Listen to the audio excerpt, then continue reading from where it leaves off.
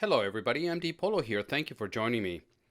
Today I'm doing a quick video mainly to ask for your advice because I am completely stepping out of my wheelhouse. As you know, revolvers are not my forte. On the table today we got two beautiful revolvers and I'd like to know which one you would like. If you could only keep one, which one would you like and why? On camera left, we have a Colt King Cobra Model D. On the right, we have a Smith & Wesson 686-6 Plus. They're very similar, but also pretty different. And I'd just like your opinion as to which one do you like and why. Barrels are the same at 3 inches each. Capacity on the King Cobra is 6. On the Smith & Wesson is 7. So advantage Smith & Wesson. They're both 357 Magnum or 38 Special.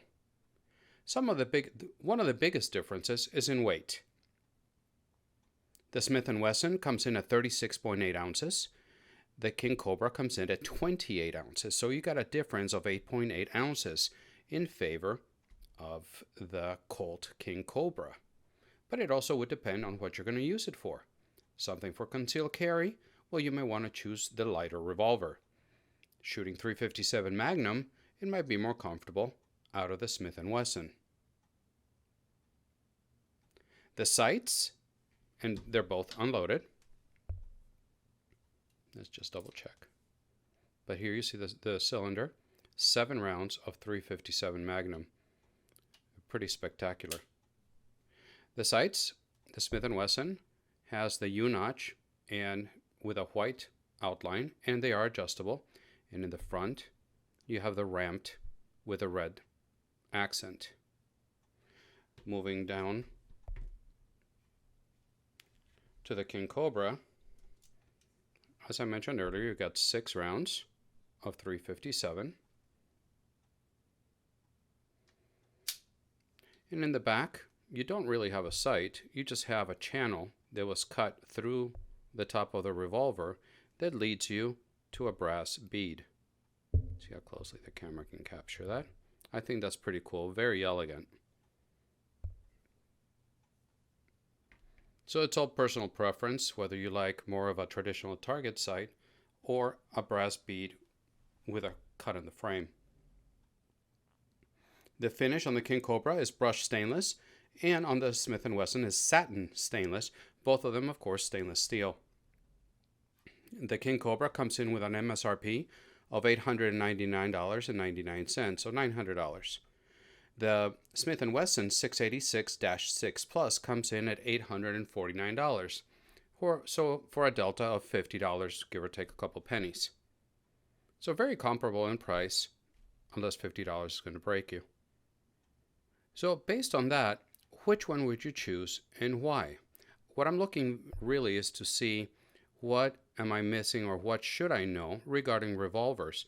The finish in this is absolutely incredible. The trigger is phenomenal. And I know that is blasphemy and I'm probably going to get roasted in the comments for doing this.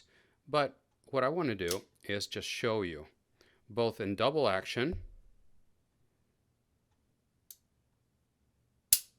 It is just so unbelievably buttery smooth. And then in the single action, it is just ridiculously amazing. It's got the wood grips from Colt with a medallion, with a Rampart Colt medallion, as you can see. And it's just beautiful.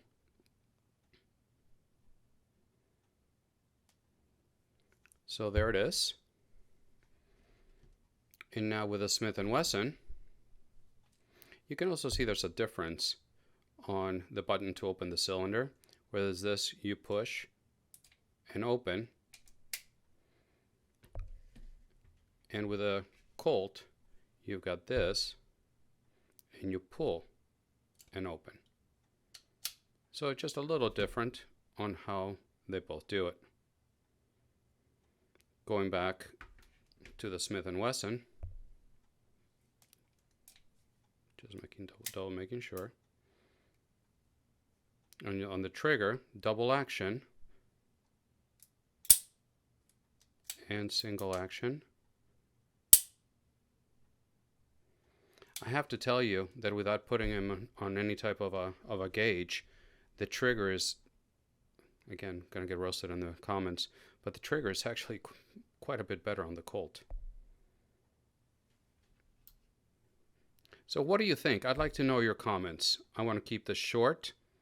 The grips are very comfortable in this. These are more of the rubber Hogue grips.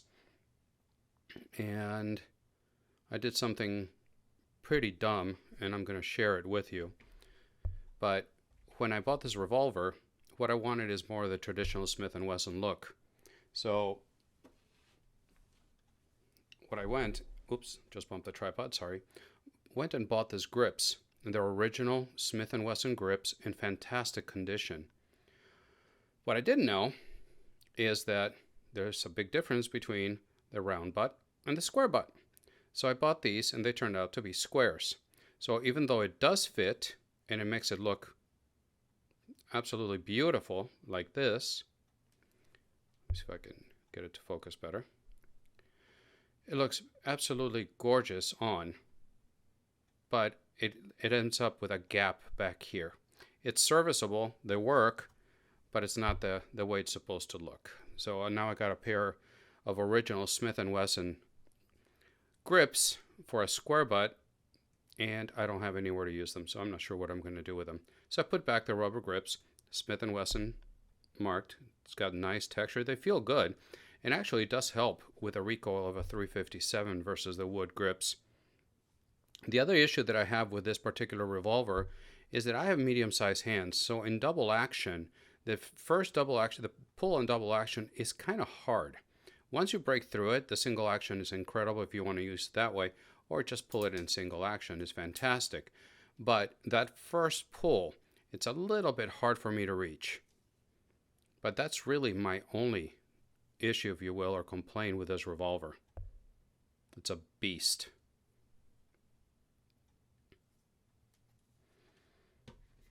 And just a quick look here with the Colt, the King Cobra. Like I said, 3-inch.